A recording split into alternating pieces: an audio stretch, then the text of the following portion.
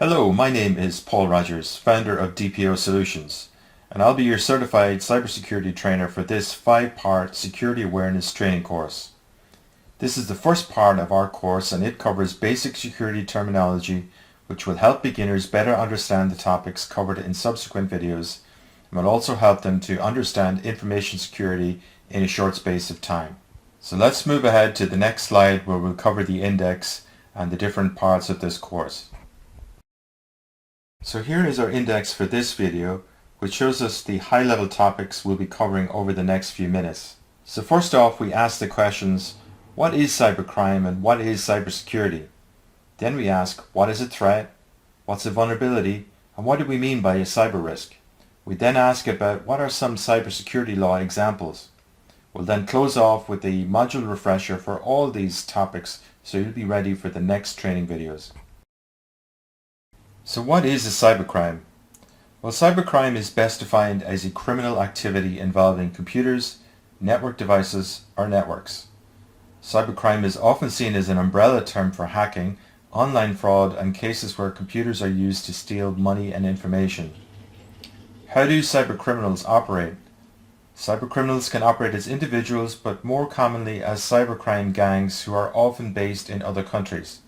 They often use specialist tools to hack into networks and hide their online identity with software programs so that they can evade detection. It's also worth noting that in some countries such as Russia and China, cybercriminals operate with little fear of arrest as the authorities overlook their activities as the states themselves may be financially benefiting from the cybercrime proceeds themselves. So what is cybersecurity? Well, cybersecurity is the practice of protecting networked hardware, software, and data from cybercriminals.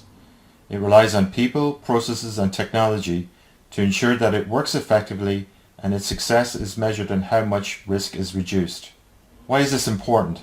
Well, security is the most important element needed in protecting data and systems from harm.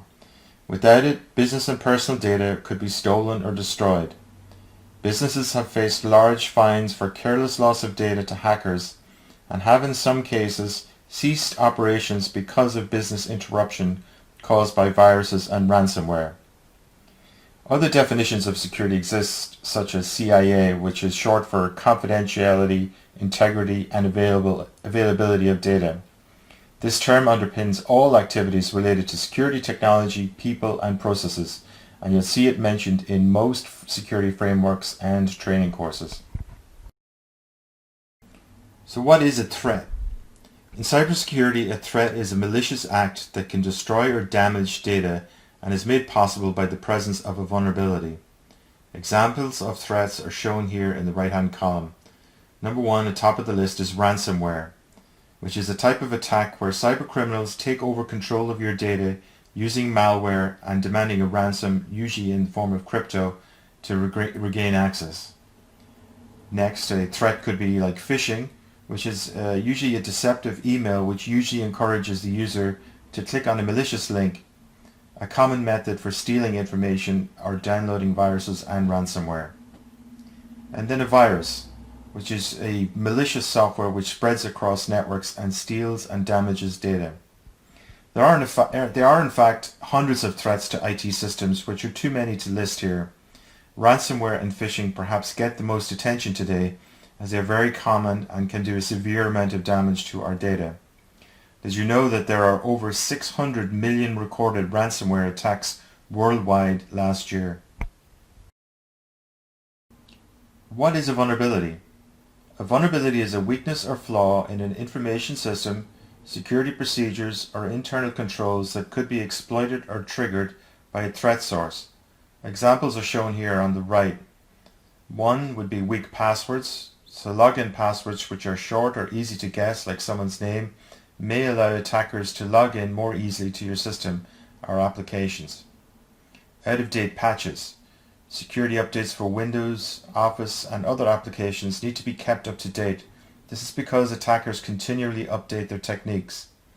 And then third, lack of security cameras, which may allow physical access to sensitive areas like data centers, payroll systems, etc. without detection. Cyber vulnerabilities can range into the thousands. hackers often look for the human weak link when exploiting vulnerabilities. Things like weak passwords, unpatched systems that we mentioned here, but also data that might be found on external storage devices, which will always be a target for cyber criminals who may be opportunistic. So what is a cyber risk? A cyber risk commonly refers to any financial loss, disruption or damage to the reputation of an organization resulting from the failure of its information technology systems. Examples shown here are weak password risk. This would be a high risk to data if passwords were generally weak throughout the organization. Another risk would be for patches that are out of date. This could be a high risk to data on a customer database server, for example, if it were far behind on its patches. And then 3 would be a lack of security camera coverage. There could be a medium to high risk that an intruder could access areas with sensitive data without the necessary CCTV coverage. Risk can often be compared to the likelihood and impact of a vulnerability being actually exploited. So if you set a weak password on your PC, for example, the risk is higher that an attacker can log in, steal your data, or launch a virus on your network, which could have a severe impact on IT systems. So in this slide we take a look at some sample cybersecurity laws. So most countries have some form of a law which covers hacking activity and data protection, which will be covered later in the US. But a federal law called the Computer Fraud and Abuse Act, the CFAA, covers this, while in the UK the Computer Misuse Act of 1990 are some examples. So the CPPA in the US dates back to 1986, but is used regularly in civil and criminal cases where US systems have been compromised. So crimes committed outside the US are also covered by this act. While in the UK the CMA Act is similar to the US law, but the UK Misuse Act aims to hold hackers to account in and outside the UK. Sentences can range up to 10 years with unlimited fines. It's worth noting that around 85% of countries have some form of cyber law in their statutes. The UN is in the process of negotiating an international cybercrime treaty to further enhance the laws. So we've reached the end of our introduction module.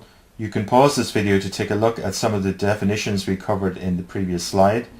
The next training video will focus on phishing and internet security, which are perhaps the most important areas to cover in this course. We'll see you there.